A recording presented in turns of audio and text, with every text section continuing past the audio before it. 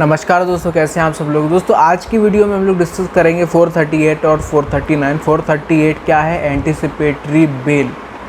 ठीक है, तो देखते हैं क्या है। तो सबसे पहले देखते हैं हम लोग सबसेक्शन 1। सबसेक्शन 1 क्या बोलता है कि अगर किसी आदमी को ऐसा लगता है कि उसको एक नॉन बेलेबल ऑफेंस के लिए उसको अरेस्ट किया जा सकता है, तो वो आदमी क्या करेगा? हाई कोर्ट या सेशन कोर्ट में जाकर ये ऐसा बोलेगा कि यार मैडम सर मुझको किया जा सकता है, कुछ करो। अब कोर्ट को ऐसा लगे कि यार, कोर्ट को लगता है कि यार इसको बेल दे देनी चाहिए। मतलब कि क्या कि पहले से ही मैं बेल के लिए अप्लाई कर रहा हूँ कि यार मुझको अरेस्ट कर लिया जाएगा। क्या मतलब, मैं बताता हूँ आपको। जैसे कि मैं ब्राइब कर रहा हूँ, जैसे कि आप सबको मालूम है कि जो ब्राइबरी है एक ऑफेंस है, नॉन बेलेबल ऑफेंस है। मैं ब्राइबरी कर रहा हूँ। ये लो, अपने बच्चों को मेरा प्यार देना और केस ज़रा रफा दफा करवा दो जरा। मैंने ब्राइबरी दे दी। अब ओह शिट, मैंने ब्राइबरी दे दी। अब क्या करूं? कोई भी मुझको अरेस्ट कर सकता है। इनकम टैक्स, FBI, NIA सब आ सकते। क्या करूं यार? एक काम करता हूं, हाई कोर्ट या सेशन कोर्ट में जाता हूं। 438 के सब सेक्शन 1 में लिखा है कि मैं हाई कोर्ट या सेशन कोर्ट में जाकर बेल के लिए अप्लाई कर सकता हूं। अरेस्ट के पहले ही मैं जाऊँगा। मैं गया, मैडम मुझको अरेस्ट किया जा सकता है, आप प्लीज़ कुछ करो। कोर्ट, अच्छा ठीक है, तो मैं एक ऐसा करती हूँ कि मैं आपको एंटीसिपेटरी बेल दे देती हूँ। तो अब आपको जब भी कोई भी अरेस्ट करेगा तो उस टाइम पर आप तुरंत बेल ले सकते हो। आया को समझ? मतलब कि एंटीसिपेटरी बेल का मतलब ये नहीं कि अब आपको कोई टच ही नहीं कर सकता। इसका मतलब ये है कि आप कभी भी बेल के लिए अप्लाई करोगे आपको बेल मिल जाएगी। अरेस्ट के टाइम पर कभी भी आप बेल के लिए अप्लाई करोगे आपको बेल मिल जाएगी। और ये लगाई कहाँ जा सकती है? हाई कोर्ट या सेशन कोर्ट में। अब सबसेक्शन 2 कुछ कंडीशंस लगा देता है हाई कोर्ट और सेशन कोर्ट के। अब सबसेक्शन 2 जो है वो हाई कोर्ट और कोर्ट ऑफ सेशन को पावर देता है कि आप सबसेक्शन 1 अभी हमने डिस्कस किया, उसमें आप बेल तो दे सकते हो किसी को भी, लेकिन साथ में आप कंडीशन भी लगा सकते हो साथ में कोर्ट के ऊपर। तो पहली कंडीशन क्या है कि हाई कोर्ट या सेशन कोर्ट उस आदमी को बोलेगा कि भाई तेरे को जब भी हम इंट्रोगेशन के लिए बुलाए कोई भी आदमी, तो तुझको आना है, तुझको प्रकट होना है कैसे भी करके इंट्रोगेशन के टाइम पर। पहली कंडीशन तो ये। दूसरी कंडीशन ये कि जो वो आदमी है जिसको भी बेल दे रहे हैं वो इंड्यूस, थ्रेट या प्रॉमिस नहीं करेगा एक ऐसे आदमी को जो कि उस केस से रिलेटेड है, और वो कुछ फैक्ट या कुछ भी एविडेंस है वो दे सकता है उस केस से जो इम्पोर्टेंट है, वो कुछ दे सकता है। तो ऐसे आदमी को आप ना इंड्यूस करोगे, थ्रेट करोगे या प्रॉमिस करोगे जिससे एविडेंस है वो टेम्पर हो, खराब हो किसी भी तरीके से। तीसरी कंडीशन कि वो जो आदमी है जिसको एंटीसिपेटरी बेल दी जा रही है वो इंडिया नहीं छोड़ेगा बिना कोर्ट की पहले प्रायर परमिशन के। इंडिया नहीं छोड़ सकता, ठीक है। और फोर्थ कंडीशन ये है कि अभी हमने देखा था 437 में सबसेक्शन 3 में कि कुछ कंडीशंस थी कि बेल देते टाइम पर कुछ कंडीशंस थी कि यार ये कोर्ट लगा सकती है, ठीक है। तो वो कंडीशंस भी कोर्ट इसमें भी लगा सकती है, लेकिन कब कि अगर उस सेक्शन में 437 में अगर बेल ग्रांट की गई है, ठीक है। क्या मतलब कि अगर ऐसा कुछ क्राइम जो आप एंटीसिपेटरी बेल में आप कर रहे हो, अगर ऐसा ही उस सेक्शन में अगर आप कुछ करते तो उसमें आपको बेल मिल जाती क्या, तो इसमें भी आपको बेल मिल जाएगी, ठीक है। लेकिन वो जो कंडीशंस है वो अप्लाई हो जाएगी इसमें।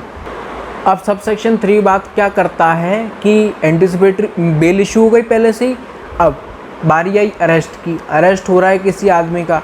अब बात क्या है कि अरेस्ट हो रहा है तो अब बेल के लिए आप तुरंत अप्लाई कर सकते हो, और जैसे ही बेल तैयार होगी वो आपको बेल मिल जाएगी। जब भी तैयार होगी बेल कभी भी अरेस्ट के टाइम पर, कभी भी भली कस्टडी में, पुलिस स्टेशन में, कभी भी आपको अरेस्ट कर लिया, आप बेल के लिए अप्लाई करो, बेल तैयार है तो आपको बेल मिल जाएगी, ठीक है।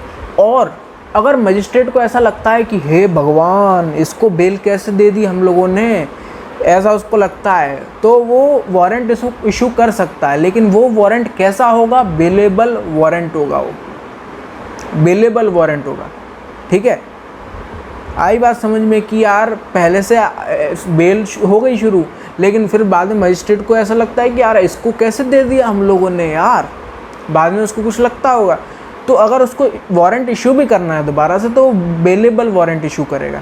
सबसेक्शन 4 बात करता है कि इस सेक्शन में कुछ भी जो भी प्रोविजंस हैं वो 376 के कुछ सेक्शंस में अप्लाई नहीं किए जाएंगे। कोई सारी चीज़ें जो भी हमने इसमें डिस्कस की वो 376 के कुछ सेक्शंस में अप्लाई नहीं करी जाएंगी। तो ये था हमारा एंटिसिपेटरी बेल। बात आई 439 की। 439 किस बारे में बात करता है कि हाई कोर्ट और सेशन कोर्ट की पावर्स के बारे में बात करता है कि वो क्या कर सकते हैं बेल को लेके। ठीक है, तो द हाई कोर्ट और सेशन कोर्ट में, अब क्या में, तो में जो है उसकी देखते हैं क्या है। सबसे पहला ए क्या बात करता है कि जो हाई कोर्ट और सेशन कोर्ट है, हाई कोर्ट या सेशन कोर्ट कोई भी कोर्ट, वो किसी आदमी को क्या कर सकती है? बेल दे सकती है, नॉन बेलेबल ऑफेंस में बेल दे सकती है। ठीक है, लेकिन लेकिन नहीं, और अगर जो ऑफेंस है वो सब सेक्शन 3 ऑफ सेक्शन 437 का है। हमने वो देखा था, मैंने आपको बोला भी था कि ये ध्यान से सुन लेना क्योंकि और भी कहीं आएगा ये चीज़। क्या क्या ऑफेंस था? कुछ आईपीसी के कुछ ऑफेंस थे, आपको याद हो, चैप्टर 6, 26, 27 वो वाले ऑफेंस हो तो उसमें कुछ कंडीशंस भी है कि ये कंडीशंस को अप्लाई करके कोर्ट बेल दे सकती है। ठीक है, तो वही चीज़ यहाँ पे है कि अगर जो ऑफेंस है वो सब सेक्शन 3 ऑफ सेक्शन 437 का है तो वो उनकी जो कंडीशंस हैं वो अप्लाई करके हाई कोर्ट और सेशन कोर्ट भी बेल दे सकती है।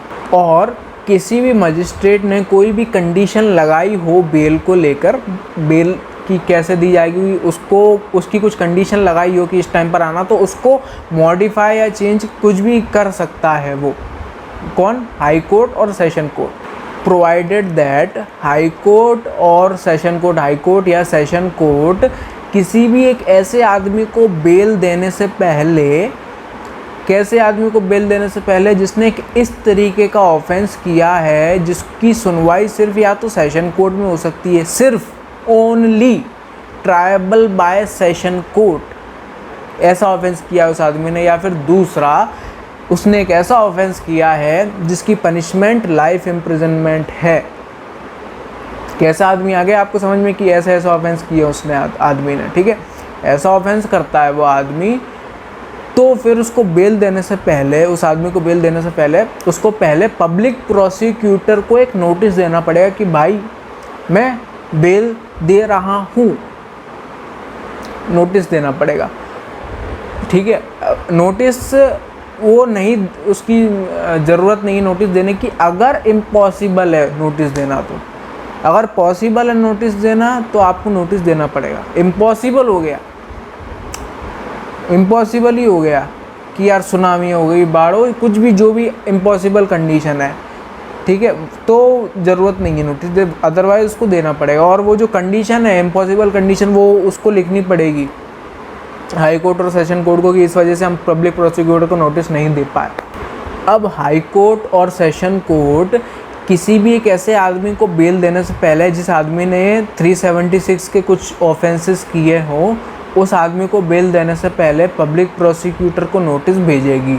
15 दिन के अंदर अंदर, टाइम लिमिट लगा दी यहाँ पर, 15 दिन के अंदर अंदर पब्लिक प्रोसिक्यूटर को नोटिस भेजेगी। ठीक है, यहाँ पर नहीं चलेगा कि इम्पॉसिबल हो गया तो नहीं, भले इम्पॉसिबल है आपको कैसे भी करके भेजना पड़ेगा पब्लिक प्रोसिक्यूटर को एक नोटिस। और 376 में जिस भी आदमी को बेल मिल रही है तो उस केस का जो भी इन्फॉर्मेंट है, जो इन्फॉर्म किया है उस केस के बारे में, जिसने भी उसका, या फिर जो इन्फॉर्मेंट है उसने किसी आदमी को बोल दिया कि यार भाई तू चला जा मेरे बदले, उस आदमी ने ही उसको चार्ज दे दिया कि भाई चला जा, उस किसी भी आदमी का, उन दोनों में से किसी भी आदमी का बेल के टाइम पर होना ज़रूरी है, ऑब्लिगेटरी है। बेल के टाइम पर होना ऑब्लिगेटरी है।